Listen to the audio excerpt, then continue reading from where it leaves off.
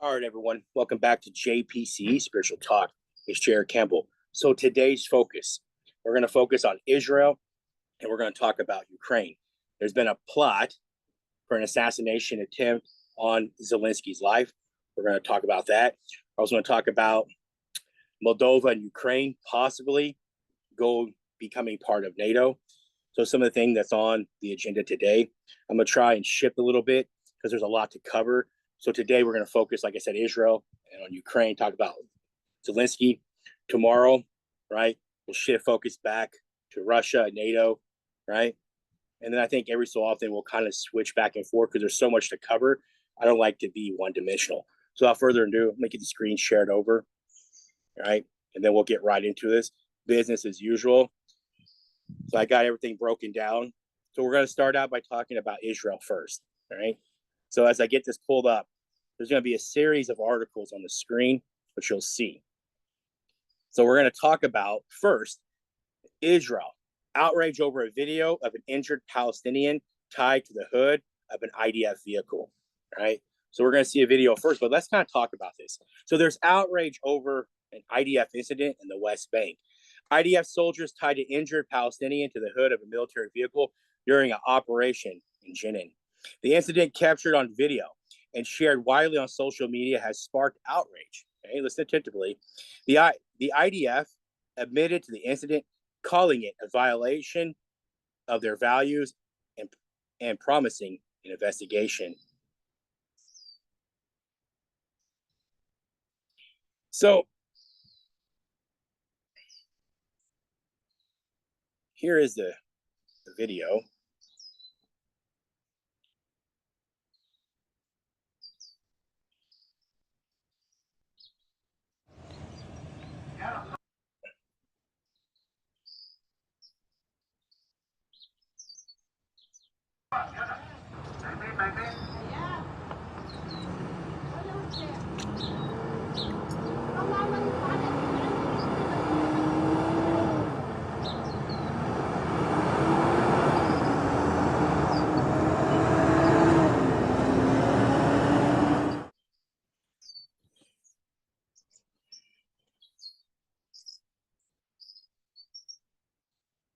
All right. So, in other news with Israel, internal conflict and the Israeli government over Gaza war. So, IDF spokesperson Daniel Haggard publicly contradicted Bibi, Prime Minister Netanyahu, goal of destroying Hamas, calling it unrealistic. So, he's calling Bibi's goal unrealistic. The military believes that only replacing Hamas with another governing authority would defeat it. Netanyahu insists on continuing the war until Hamas is completely eliminated, leading to tension between the government and the military. Potential Israeli operation in Lebanon. Netanyahu also announced plans to shift military focus to Hezbollah and Lebanon after concluding operations in Gaza. The U.S. has warned that an Israeli ground invasion of Lebanon could escalate the conflict and involved Iran. Netanyahu issued an ultimatum to Lebanon regarding Hezbollah's withdrawal and is preparing for Operation Litany. So as right now, yesterday, Israel is getting ready to go into Lebanon, right? Criticism from former Shinba agent. So Ben Yitzhak, a former Shinba agent, criticized Netanyahu, accusing him of destroying the country and prioritizing his political survival over national interests. He called for Netanyahu's resignation and advocated for the Palestinian Authority to take control of Gaza. Significant internal and external tensions marked the situation in Israel and the surrounding regions. IDF conduct and public relations. The reaction. So IDF conduct and public reaction. The IDF's admission of tying an injured Palestinian to a military vehicle has drawn widespread condemnation, highlighting concerns about the treatment of Palestinians during military operations. This incident could damage the IDF's reputation and undermine its operational legitimacy in the eyes of both domestic and international observers.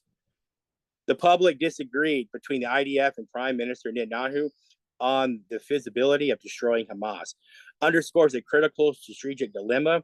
The military's more pragmatic approach contrasts sharply with the prime minister's absolute stance, revealing deep divisions over war and objectives and methods.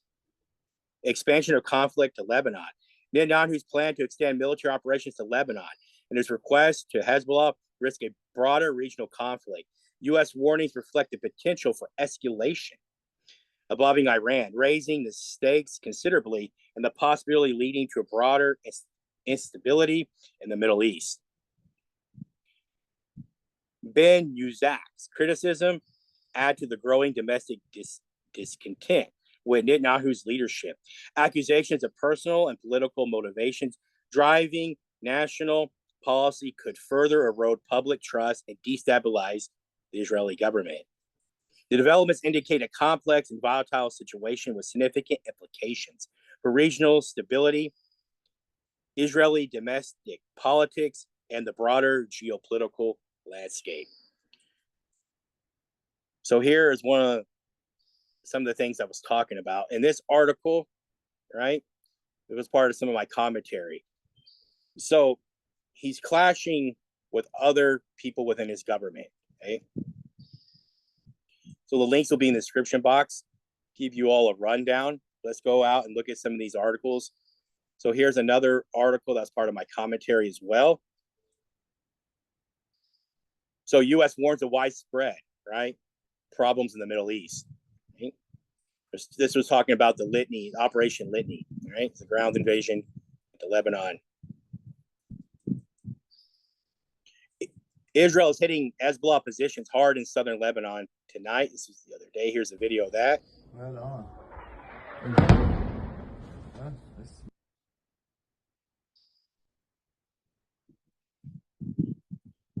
Let's listen to shitstorm in the making. The Shiite plan to help Hezbollah in the event of a war in Lebanon. An Iraqi source here, news. The militias are preparing in the field to join Hezbollah.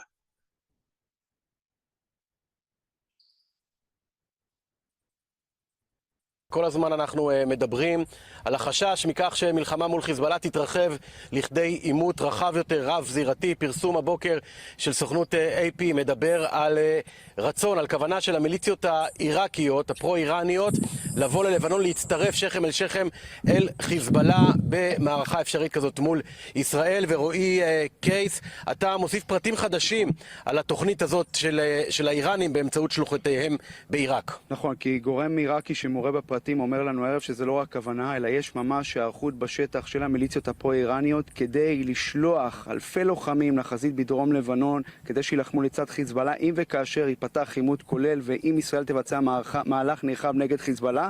דברי אותו גורם עיראקי, המיליציות הפרו-איראניות בעיראק רואות בחיזבאללה ככוח ההרתעה המרכזי שלהן, ולכן כאשר יהיה איום ממשי על חיזבאללה, מבחינתן הן ירצו להצטרף למערכה הזאת. אותה מוכנות, צריך לומר, גם נידונה בפגישה בבגדד בין שר החוץ האיראני ממלא המקום לבין ראשי המיליציות ממש לאחרונה.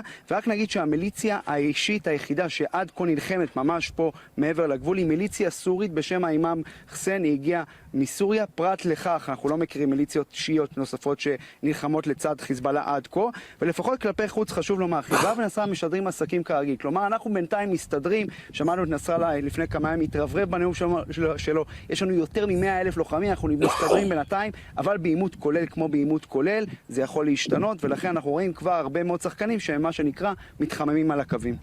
חלק מהמטריה האיראנית האזורית מעל חיזבאללה בחזית הזאת מול ישראל. רועי, תודה. תודה. עכשיו אנחנו... He wants to shut down this.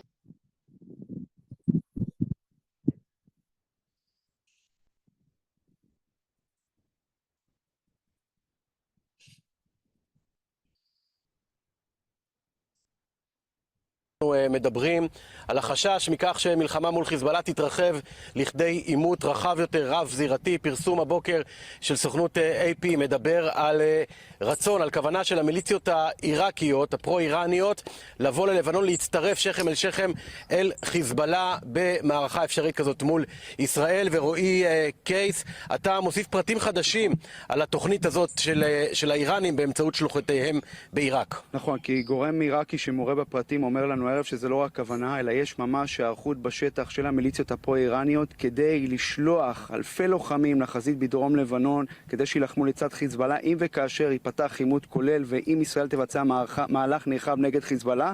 דברי אותו גורם עיראקי, המיליציות הפרו-איראניות בעיראק רואות בחיזבאללה ככוח ההרתעה המרכזי שלהן, ולכן כאשר יהיה איום ממשי על חיזבאללה, מבחינתן הן ירצו להצטרף למערכה הזאת. אותה מוכנות, צריך לומר, גם נידונה בפגישה בבגדד בין שר החוץ האיראני ממלא המקום לבין ראשי המיליציות ממש לאחרונה. ורק נגיד שהמיליציה האישית היחידה שעד כה נלחמת ממש פה מעבר לגבול היא מיליציה סורית בשם האימאם חסן. היא הגיעה מסוריה. פרט לכך אנחנו לא מכירים מיליציות שיעיות נוספות שנלחמות לצד חיזבאללה עד כה.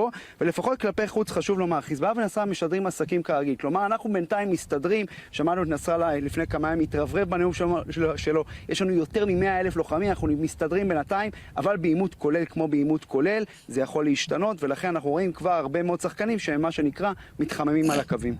חלק מהמטריה האיראנית האזורית מעל חיזבאללה בחזית הזאת מול ישראל. רועי, תודה. תודה.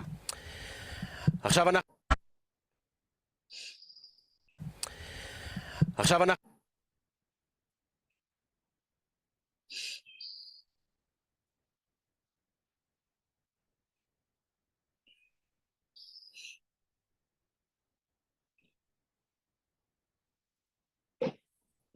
We talked about his ultimatums.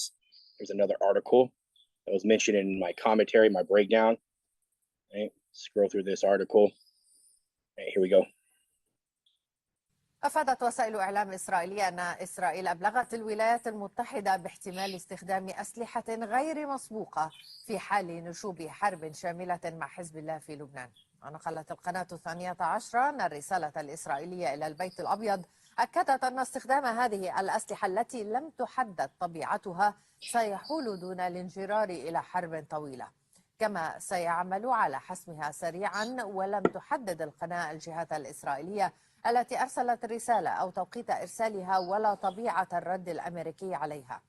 جاء في الرسالة وفق القناة تهديد إسرائيلي صريح بالتحرك عسكريا في لبنان في حال لم يرتدع حزب الله قريبا وفق وصف القناة الإسرائيلية.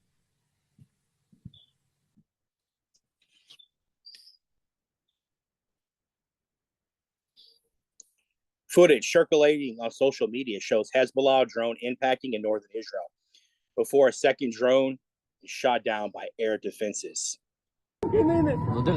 הוא יורד פה, הוא יורד לחפ"קים. הוא יורד פה, נודר נדר. נודר נדר.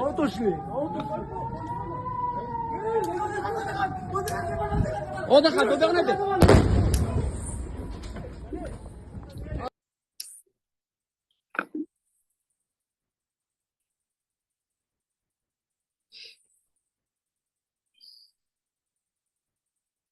We've listened to him before many times. Let's listen to him again. إذا فرضت الحرب على لبنان فإن المقاومة ستقاتل بلا ضوابط وبلا قواعد وبلا أسقف.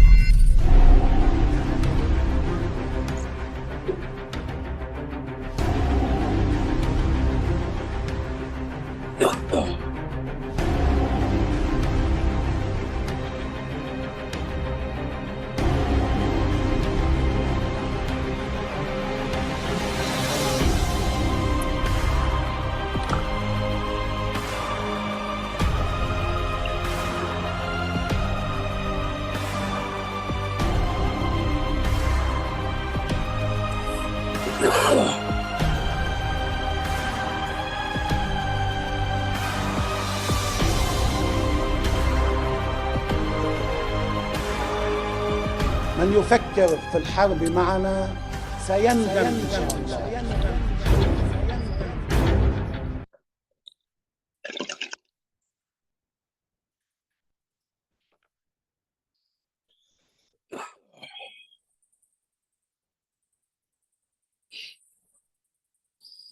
So Hezbollah fired 30 rockets at Israel.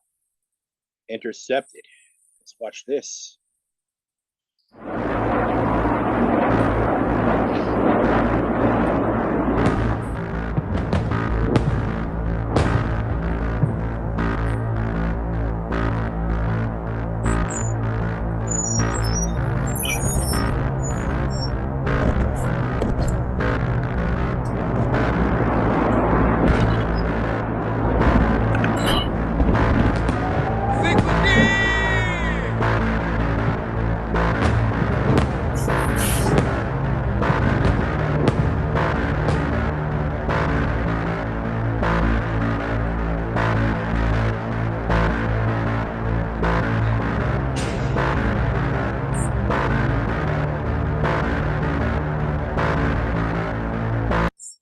All right.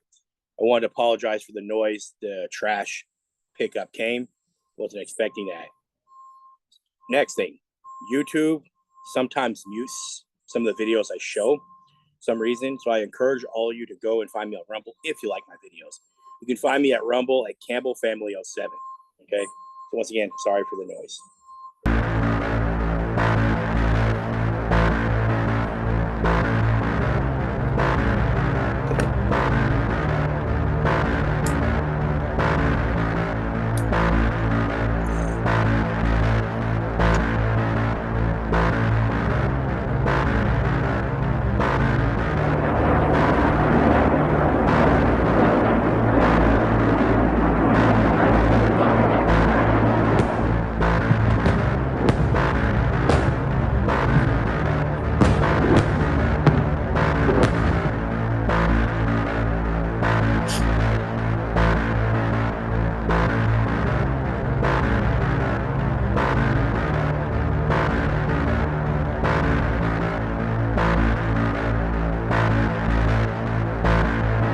So we're going to stop right there.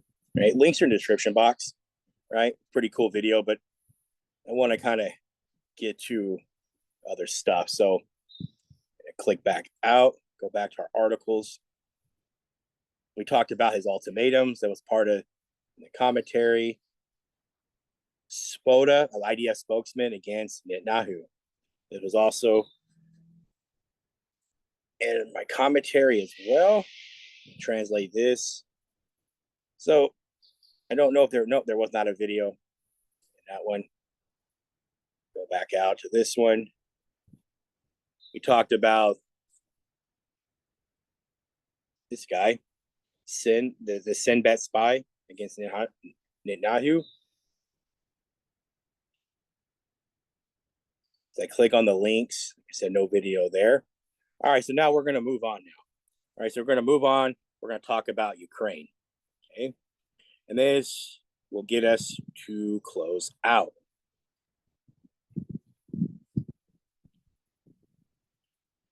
All right, so now move on to Ukraine. So in Ukraine, so EU accession negotiations with Ukraine and Moldova officially began.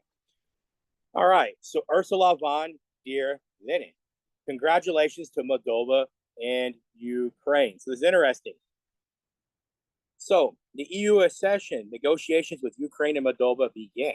The European Union has officially commenced accession negotiations with Ukraine and Moldova, marking a significant step for these two former Soviet republics on their path to full EU membership. The European Commission President Ursula von der Leyen congratulated both countries and emphasized the opportunities despite the expected challenges ahead. It's got problems ahead, right? EU and candidate countries' reactions. Ukrainian President Zelensky hailed the announcement as realizing a European dream. At the same time, Moldovan President Mia Sandu affirmed the countries belonging to the European family, highlighting the strength and unity.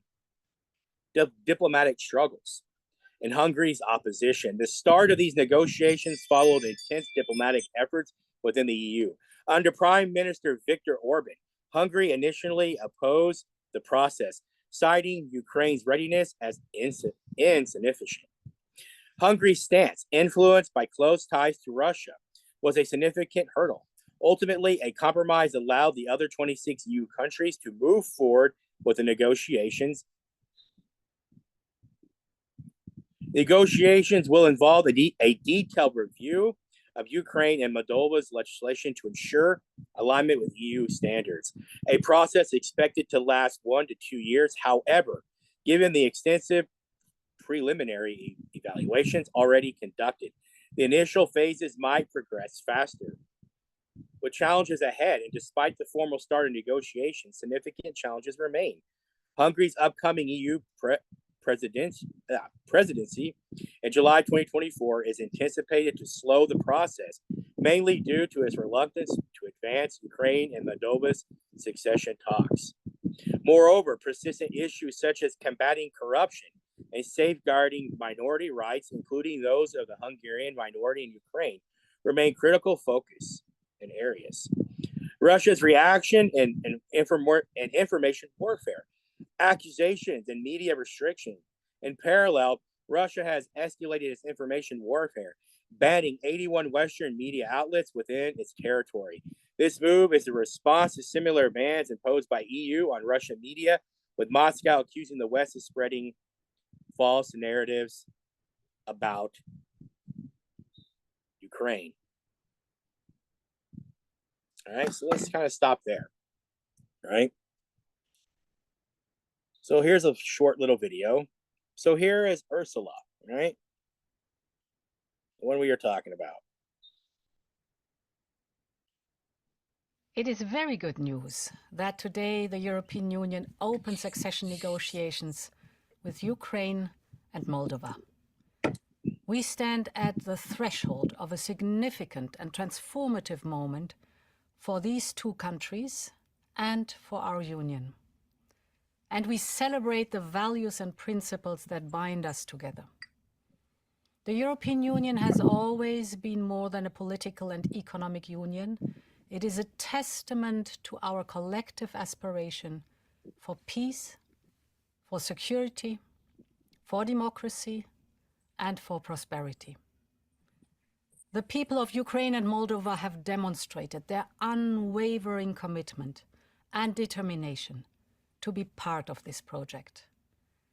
Even in a time of war and turmoil, they have started extensive reforms. They know that their journey will be rigorous and demanding. The accession negotiations are designed to prepare the candidates for the responsibilities of membership. And this is why there are no shortcuts. We embark on these negotiations in a strong spirit of openness, engagement, and commitment. The path ahead will be challenging, but it is also filled with immense opportunities for Moldova and Ukraine, as well as for our entire Union. Together, we can forge a larger, more dynamic, and forward-looking Europe. So I wish you a very successful start of the accession negotiations. Thank you very much. I said in my opening that they were joining NATO, which I kind of overspoke there, probably due to excitement. But them joining the EU, I think, puts them one step closer to NATO. So it's probably not too far away. So I wanted to apologize. Sometimes when we mess up, we correct it. It kind of just hit me. Right. So they're joining the EU. So this is a big deal. Right. So Russia is definitely not going to like some of that. All right. So moving right along. So this one was an interesting article. So I took some time to break this one down as well. So this one said Ukraine will drop a nuclear bomb, Russia says. British MP confirms. Block to the flow of NATO information. 81 Western media outlets closed. So we were talking about in that last article, right? That was part of the commentary there, right? So the bomb is almost ready. Materials are being transported from Romania and Poland. So this one's interesting, right? So let's kind of look at this one. So allegations of nuclear provocation. Russian authorities have alarming claims about Ukraine and the United States, allegedly preparing a dirty nuclear bomb. See, I talked about this last summer before my friend passed away. And there was talks then last summer about Ukraine doing a dirty bomb, but a lot of that was more like theoretical. Nobody knew for sure. So that's why I thought this article was interesting. These accusations, coupled with statements from British MP Andrew Bridgen about a potential nuclear explosion in Europe, further heightened tensions. The Russian Ministry of Defense has cited the transport of nuclear materials into Ukraine as evidence, though these claims remain unverified. So they still remain unverified, kind of like last summer. So that was an interesting article. It was kind of like my takeaway on that one. So here's a few videos to listen to. Right? I've got defense analysts feeding me information, and they're in, services, and they're saying that there is going to be a nuclear detonation in Europe. Who by? Well, it could be a dirty bomb. I mean, there's a lot of nuclear material floating around in Ukraine from their nuclear reactors. I mean, to create contamination, all you need is some conventional explosives and some nuclear material, and you've got a dirty bomb. They may have already been set off in the Donbass area now. And that could be the false flag that starts the war. Yeah. There's many ways it can be done. Like 9/11. Like 9/11.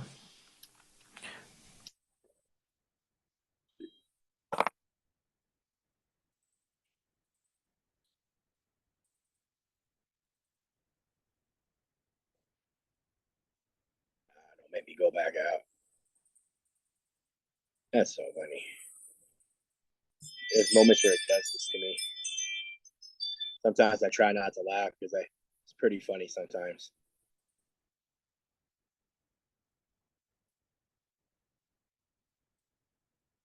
Well, Putin said that he will use nuclear weapons if Russia is threatened. So is there actually a way of winning any war against Russia?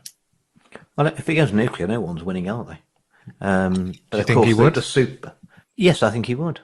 I've got defense analysts feeding me information, and they're in, services, and they're saying that there is going to be a nuclear detonation in Europe. Who by? Well, it could be a dirty bomb. I mean, there's a lot of nuclear material floating around in Ukraine from their nuclear reactors. I mean, to create contamination, all you need is some conventional explosives and some nuclear material, and you've got a dirty bomb. They may have already been set off in the Donbass area now. And that could be the false flag that starts the war. Yeah. There's many ways it can be done. Like 9/11. Like 9/11. And the other reasons we're having general elections is that, Rishi's maintained that he's got inflation down to 2.3% and his plan's working. Well, if it was really working, he'd be waiting till the autumn to demonstrate it's working more. The fact is, he knows that food price inflation is going to rocket by the end of the summer. And that's going to be no relief on interest rates whatsoever. So this is as good as it gets for him on the economy. It's got to have an election by January next year, so there's no respite from the high interest rates. And the other thing is, of course, the disastrous and ineffective Rwanda bill for dealing with the illegal migrants. That was only ever for show. Anyone who'd been in Parliament for more than 5 minutes looking at the list, it wasn't robust enough, not leaving the European Convention of Human Rights or the Treaty Convention on Refugees. All it was going to be is a blank check for lawyers to make a lot of money. There's more chance of you and I going to Rwanda than any illegal migrants, I can promise you. And of course, if you wait till November, that's going to be very apparent that no one's going to Rwanda. My pleasure to share some of this with a lot of you, so you can understand what's kind of going on, right? So you get the gist of what's happening, right? So a lot of these videos are important. I wish more content creators would show a lot of these videos and take the time, right? Yeah, you may run into problems with YouTube, and I know I have, but that's why I go over to Rumble. That's why I encourage everybody to go to Rumble. You find me at Campbell Family 07, right? Because a lot of this stuff's important, right? I mean, put together commentary, summarizing stuff, that's simple. I do that every day when I teach the Bible, right? It's not hard to summarize, put together, stay in the context of what you're reading, but it's a different feel when you hear from some of these other sources from their own mouth, right? You can watch their body language. Part of my philosophy is always watching people's body language when they're talking about something, right? So our next article, we're going to move right along. So a plan to kill Zelensky and other officials, order for purges in the ranks of the state guard. They would execute Colonel Budanov. Interesting. So internal turmoil in Ukraine, assassination plots and security purges within Ukraine. President Zelensky has ordered a purge of the state guard following the discovery of assassination plots against him and other top officials, allegedly orchestrated by Russian agents within the guard. The security situation underscores the internal vulnerabilities amid the broader geopolitical conflicts. So this one was interesting. So tomorrow I'm going to throw in, because I'm going to talk about Russia tomorrow. But apparently Putin has information that NATO is trying to assassinate Zelensky, right? But I'm waiting till tomorrow to kind of throw that in tomorrow. But I just want to kind of throw that out there, that that's on the agenda for tomorrow. But this was still a very interesting article, right? And even what Putin is saying, which we'll throw that in as well, right? But we're pretty much almost done here, right? So this last little bit, right? We're going to talk about Kiev court-martials. Joint Forces commander ready to close Torstek cauldron by trapping 10 Ukrainian brigades. With a modification nuclear doctrine, Russia responds to the possibility of NATO involvement in a view of the total collapse of the front, right? So 10 Ukrainian brigades operating at Torstek are on immediate danger if they do not retreat, right? So let's kind of talk about this one. So we're going to talk about military changes. On the military front, the situation remains dire for Ukrainian forces in the Torstek area, with the risk of encirclement by Russian troops. Ukrainian General Staff strategic decisions and the removal of critic commanders reflect the ongoing struggle to stabilize the front lines. The start of the EU accession talks for Ukraine and Moldova represent a historic milestone and a protracted and complex journey. The diplomatic, security, and internal challenges underscore the broader geopolitical stakes. The EU's ability to navigate these issues, particularly in the face of opposition from member states like Hungary and external pressures from Russia, will be crucial in determining the success of the enlargement effort. The evolving situation on the ground in Ukraine and the potential for escalation to nuclear threats further complicate an already dire landscape, right? So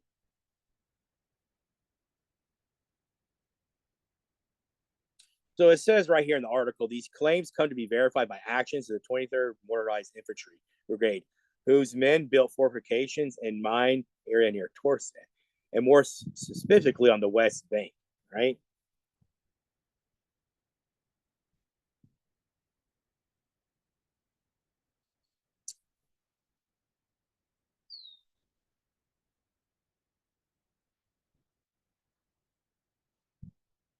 Let's look at some of these videos.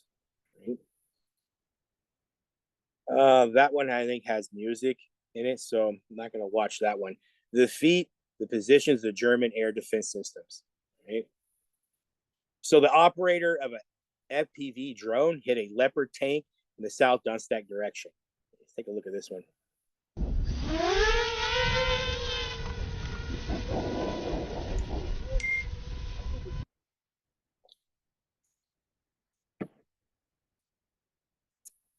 Он стоял глубоко в тылу, дальность была где-то 18 километров от меня. Долетел, все, поразил, под башню залетел, танк загорелся.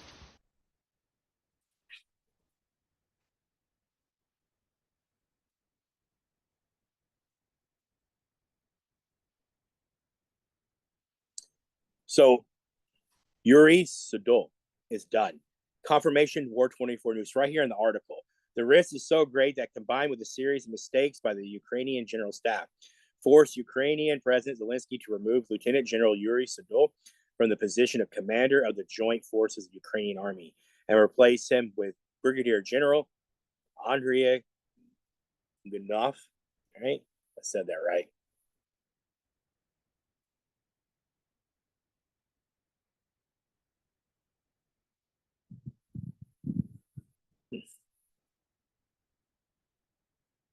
some of those videos have music in them, so I don't want to play them.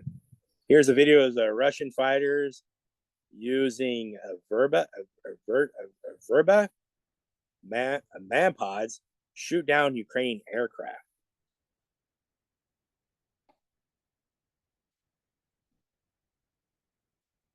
Well, that's going to force me to go out, which I don't want to do right now because I want to go ahead and be done. All right. So thank you all again for following. Let's look at the time here.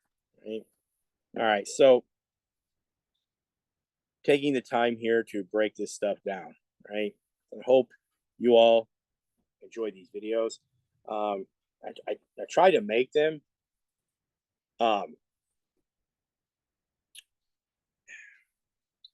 I want them to kind of be put together, right? This is the whole point, right?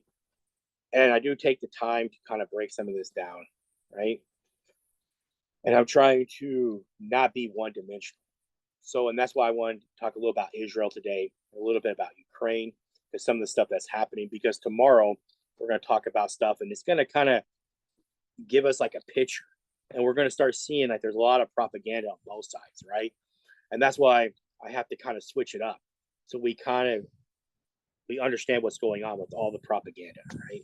And so it's going to be to the point where it's going to be hard to keep up with, because when China gets going, right, that's going to be a front. Well, if North Korea gets going, another front, right? Ukraine, and so forth. Israel, they're going to Lebanon. It's about to get hot all over the world, right? So be prepared. Don't live in fear. Thank you all again for following. Hope you enjoyed these videos. I love you all so much. I'm out.